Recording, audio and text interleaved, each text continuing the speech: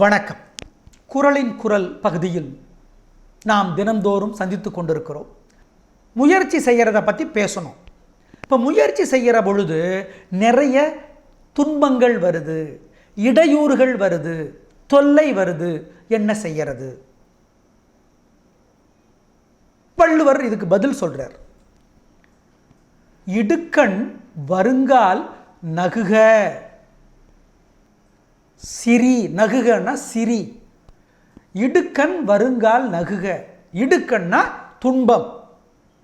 காதில் கடுக்கண் போடுகிற பொழுது காதுக்கு ஓட்டை போடுறதுக்கு புண்ணாகுமா இல்லையா?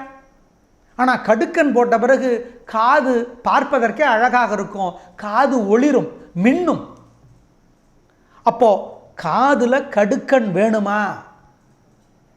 காது ஓட்டை போடுகிற வலியை தாங்கிக் கொள்ள வேண்டும். துன்பத்தினுடைய உச்சம் போயிட்டு போது போ அப்படின்னு சிரிக்க ஆரம்பிச்சுடுறோமே, அதைத்தான் வள்ளுவர் சொல்லுகிறார். இடுக்கண் வருங்கால் நகுக. சிரிங்க. ஏன் சிரிக்கணும்? அதனை அடுத்து ஊர்வது அஃது ஒப்பது இல். அதனை அடுத்து ஊர்வது. இந்த ஊர்வதுங்கிற வார்த்தை முக்கியமானது. அடுத்து வருவது. ஊர்வதுன்னா மெல்லமாக வருது, ஊர்ந்து வருகிறது. அப்படி ஊர்வது அஃது அதே மாதிரியான, ஒப்பது அதே மாதிரியான, அதற்கு ஒப்பான துன்பமாக இருக்காது. அதை விட கொஞ்சம் குறைந்த துன்பமாக இருக்கும். சில பேர் பாருங்க, பெரும் தலைவன்னா என்ன அர்த்தம்? பெரிய பதவியில் இருக்கிறவங்கன்னா என்ன அர்த்தம்? பல்வேறு சிக்கல்களும் வம்புகளும் வழக்குகளும் வலிகளும் வந்தாலும் தன்னுடைய மனோநிலையை சமதளத்தில் சரியாக வைத்து கொள்ளுகிறவர் தான் பெரும் தலைவர், பெரிய அதிகாரி. கடலுக்குள் அழுத்தம், கடலுக்குள் மிகப்பெரிய சிக்கல். ஆனால் மேற்பரப்பிலே தெரியுமா? தெரியாது, தெரியாது. அந்த மாதிரி இடுக்கண் வருங்கால் நகுக. சிரிங்க. ஆனால் அது வெறும் உதட்டிலிருந்து வருகிற சிரிப்பு தான் அப்படின்னு நினைக்கவும் கூடாது, அப்படின்னு மற்றவங்க நினைச்சிடவும் கூடாது. வெறும் உதடு தாங்க சிரிக்குது, உள்ளுக்குள்ளே அழுகுதுங்க மனசு அப்படின்னு வெளியில் தெரியவும் கூடாது. அப்படின்னா அந்த துன்பத்தை ஒதுக்கி வையுங்கள், அதையே நினச்சிக்கிட்டு இருக்காதீங்க. முடியுமா? பயிற்சியினாலே முடியும். எல்லாமே பயிற்சி தானே. தங்களுடைய கை விரல்களால் பாதத்தை தொட முடியாத பலர் பயிற்சியின் மூலமாக தொடுகிறார்களே. எப்படி?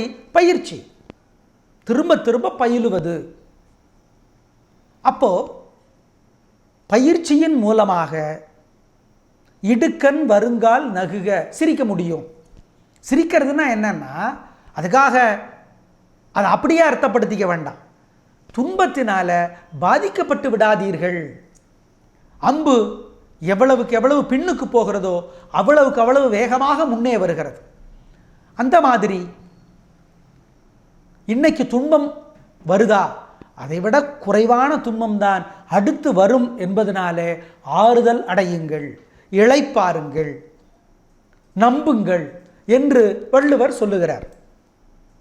அந்த நம்பிக்கை தான் வாழ்க்கையினுடைய மூலம். இதுக்கு அடுத்து அப்படி ஒரு பிரச்சனை வராதுங்க, இதை நான் ஜெயிச்சிருவேன். அப்படி துன்பத்தினாலே மனசு பாதிக்கப்படாமல் இருந்தால்தான் அந்த துன்பத்தை ஜெயிக்க முடியும். இல்லைன்னா மனசு புத்தி பாதிக்கப்பட்டால் நீங்கள் அந்த துன்பத்தை போக்குவதற்கு ஒரு நல்ல முடிவு எடுக்க முடியாது இல்லையா? அதனால தான் பாருங்க, உணர்ச்சி வசப்படக்கூடாது. குழந்தை கீழே விழுந்துடும், உடனே அவங்க அம்மா வந்து பார்த்து போக மாட்டியான்னு சொல்லி குழந்தைய ஓங்கி ஓங்கி அடிப்பாங்க. இதே கீழே விழுந்துட்டானா, எங்கேயாவது காயம்பட்டிருக்கா, மருத்துவர்கிட்ட கொண்டு போகணுமா, இல்லை நம்மளே மருந்து போட்டுடலாமா, அந்த யோசனை இருக்காது. ஏன்? அவங்க உணர்ச்சி வசப்பட்டுட்டாங்க. உணர்ச்சி வசப்பட்டீங்கன்னா துன்பத்தை கையாளுவதற்கு ஆற்றல் இருக்காது. ஆகவே தான் வள்ளுவர் என்ன சொல்லுகிறார்?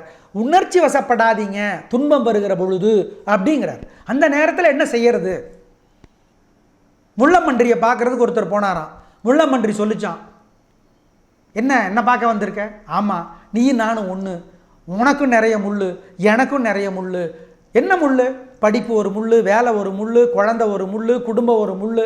உடனே முள்ளம்பன்றி சொல்லிச்சான், சீச்சி நீ வேற நான் வேற, உனக்கு முள் உன்னை குத்துகிற ஆயுதம், எனக்கு முள் என்னுடைய எதிரிகளை குத்துகிற ஆயுதம், எனக்கு பாதுகாப்பை தருவது என்னோட முள், உனக்கு ஓ முள் உன்னை குத்துது, உன்னை கஷ்டப்படுத்துது, ஏன் முள் எனக்கு காவல் காக்குது, அதனால் நீயும் நானும் ஒன்றும் இல்லை, நீயும் நானும் ஒன்றும் இல்லைன்னாராம்.